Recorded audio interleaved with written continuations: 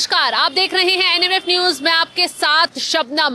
पहलगाम आतंकी हमले का बदला जो है पाकिस्तान को तबाह कर लिया गया है। ऑपरेशन सिंदूर के जरिए पाकिस्तान के आतंकी ठिकानों को नस्तनाबूद कर दिया गया है। इसी बीच एक सूत्रों के हवाले से बड़ी खबर आ रही है। खबर यह है कि जिस वक्त भारत ने पाकिस्तान पर मिसाइलें दागी, उस वक्त कहा जा रहा है आतंकी ठिकानों पर 900 से ज्यादा दहशतगर्द छुपे हुए थे। अभिषेक इस पर ज्यादा अपडेट देंगे। तो अभिषेक, क्या कुछ खबर सामने आ रही है? देखिए, पाकिस्तान की तरफ से ये दावा किया गया है, पहली बात तो मान लिया है पाकिस्तान ने कि उनके घर में हिंदुस्तान ने एयर स्ट्राइक किया है। इससे पहले कभी उसने नहीं माना था। लेकिन हाँ, इतना ज़रूर है कि सेना और सरकार में कितना अंतर है। शहबाज शरीफ कहते हैं कि 5 ठिकानों पर हमला हुआ है, सेना कहती है कि 6 ठिकानों पर हमला हुआ है। सेना की हालांकि हाँ, हमारी जो हिंदुस्तान की सेना है उसकी तरफ से दावा किया गया है कि 9 ठिकानों पर हमला किया गया है। जिन 9 कैंपों पर हमला किया गया है उनमें जो आतंकवादियों की जनसंख्या थी बताई गई है, सूत्रों के मुताबिक बहावलपुर में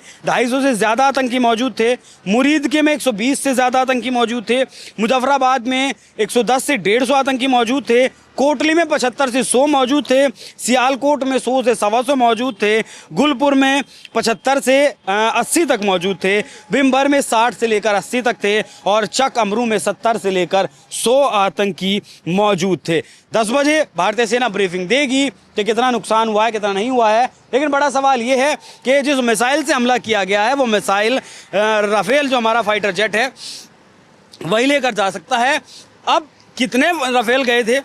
4 गए थे, 5 गए थे, 6 गए थे, 10 गए थे, कितने राफेल गए थे, कितनों ने हमला किया है, किस तरीके से जब पाकिस्तान पूरा सोया हुआ था उस वक्त। और हाँ, एक बड़ी बात ये भी है कि हमने LOC क्रॉस नहीं की इस बार।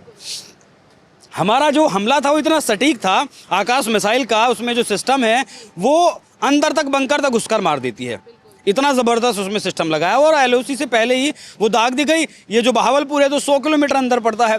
100 किलोमीटर यहाँ जैश ए मोहम्मद का मुख्यालय है, उस मुख्यालय को ठिकाना बनाया गया। तो उम्मीद ऐसी है शबनम कि जितने आतंकवादी पाकिस्तान में पल रहे थे वो सारे इस हमले में ठिकाने लगा दिए गए हैं। जो छोटा मोटा चिल्लर बचा हुआ होगा वो अलग है। दूसरे एक अपडेट अगर आपको दूँ तो खबर ये भी है कि एक F-16 और एक JF-17 पाकिस्तान के फाइटर जेट मार गिराए हैं। क्योंकि जैसे ही हमला हुआ तो पाकिस्तान के जो फाइटर जेट थे तैयार तो थे ही, सभी LOC पर तैयार हैं, वो वापस रिएक्शन करने के लिए आए, हमला करने के लिए आए। तो हमारा जो डिफेंस सिस्टम है उसने उन्हें मार गिराया गया। हालांकि पाकिस्तान की तरफ से पहले दावा किया गया कि हमने हिंदुस्तान की सेना के कुछ जवान बंदी बना लिए हैं।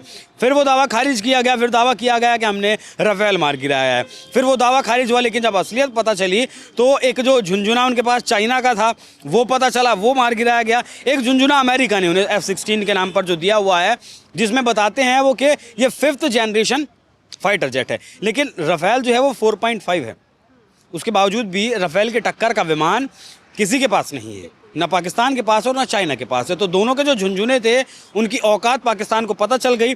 विंग कमांडर अभिनंदन ने भी बताया था मिग जो है MiG-21 से उनका F-16 मार गिराया गया था। तो फिलहाल तक ये अपडेट है। बाकी राजनाथ सिंह की मुलाकात तीनों सचिवों से हुई, माफ़ कीजिएगा, तीनों सेनाध्यक्षों से हुई है।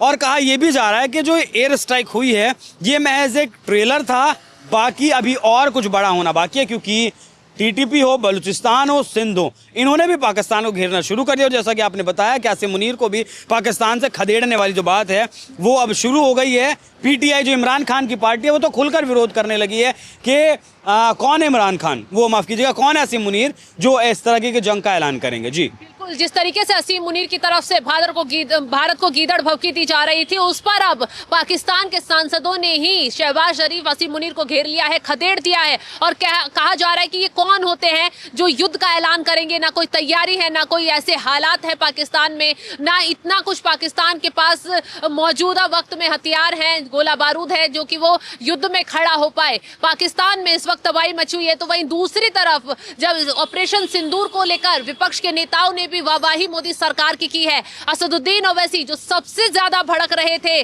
पहलगाम आतंकी हमले को लेकर, उन्हों की तरफ से भी ट्वीट आ गया है। असदुद्दीन ओवैसी की तरफ से कहा गया है, मैं हमारी रक्षा सेनाओं द्वारा पाकिस्तान में आतंकवादी ठिकानों पर किए गए लक्षित हमलों का स्वागत करता हूं।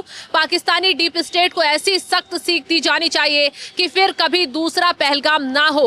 पाकिस्तान के आतंक ढांचे को पूरी तरह नष्ट कर देना चाहिए। जय हिंद। तो असदुद्दीन ओवैसी ही नहीं, अजय राय जो राफेल का मजाक उड़ा रहे थे, उन्होंने भी अब सरकार की तारीफ की है और इस पूरे ऑपरेशन को लेकर जय हिंद कहा है और तमाम नेताओं की तरफ से इस सफल ऑपरेशन की तारीफ की जा रही है। फिलहाल जिस तरीके से पाकिस्तान में इस वक्त तबाही का माहौल देखने को मिल रहा है, उस पर आपका क्या है कहना? कमेंट कर अपनी राय जरूर बताएं। तमाम खबरों की अपडेट के लिए आप जुड़े रहें एनएमएफ न्यूज के साथ। नमस्कार।